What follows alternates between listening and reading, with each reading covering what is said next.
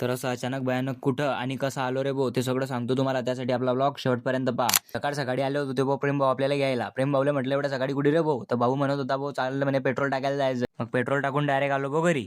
तर shirt press करून घेतलं भाऊ आणि घेतलं भाऊ घालून. तर आज होता भाऊ आपला 12वीचा शेवटचा बायोचा पेपर. तर आपल्याला जायचं होतं भाऊ पेपरसाठी 12:30. मग आम्ही दोघं गेलो भाऊ डायरेक्ट दिनू भाऊच्या घरी. दिनू भाऊच्या इथे गेलो तर दिनू भाऊनं आणली भाऊ त्याच्या लहान्या भावाची गाडी. मग आता आपले पोट्टे सगळं सोडतो. मग म्हटलं बरं रिमोट कंट्रोलची गाडी म्हणजे आपल्या लहानपणीचे क्षण आपल्याला आठवायला भेटतील. मग घेतली बा मजा मारून. मग तिथून गेलो बा डायरेक्ट आपल्या हनुमान दादाच्या मंदिरात. असं कधीच होणार नाही की आपल्या दिवसाची सुरुवात ही हनुमान दादाच्या पाया पडण्यापासून नाही झाली. मग आले बा आपले सगळे पोट्टे आणि आम्ही धकलो बा कॉलेजच्या दिशेने.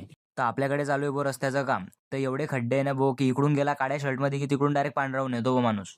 मग पोहोचलो बा डायरेक्ट कॉलेजमध्ये. त्याच्यानंतर आयडेंटिटी कार्ड वगैरे टाकून घेतले आणि हॉल तिकीट घेऊन गेलो बा डायरेक्ट पेपर द्यायला. तर झाला ना भाऊ मग तुमच्या भावाचा पेपर देऊन. मग आता पोट्टे ऐकता का भाऊ कोणाचं? हे एकदम राडा चालू झाला भाऊ आमच्या पोट्ट्याचा. हे बघा पेपरला आलो देऊळगावची बिर्याणी खाल्ली नाही असं कधीच होणार नाही भाऊ. गेलो मग घेतली बिर्याणी चरून. आपल्या पोट्ट्यांचं माहिती कसं आहे, बिर्याणी नाही खाल्लीच चालते पण त्याच्यावरचा तो भुकाचा सॉस आणि तो मसाला तो खाल्लाच गेला पाहिजे. मग बिर्याणी खाऊन झाल्यावर भाऊ आम्ही ना घेतला एक कप चहा मारून. आता आम्ही चाललो भाऊ घरी. भेटू पुढच्या ब्लॉगमध्ये. तोपर्यंत फॉलो करून घ्या.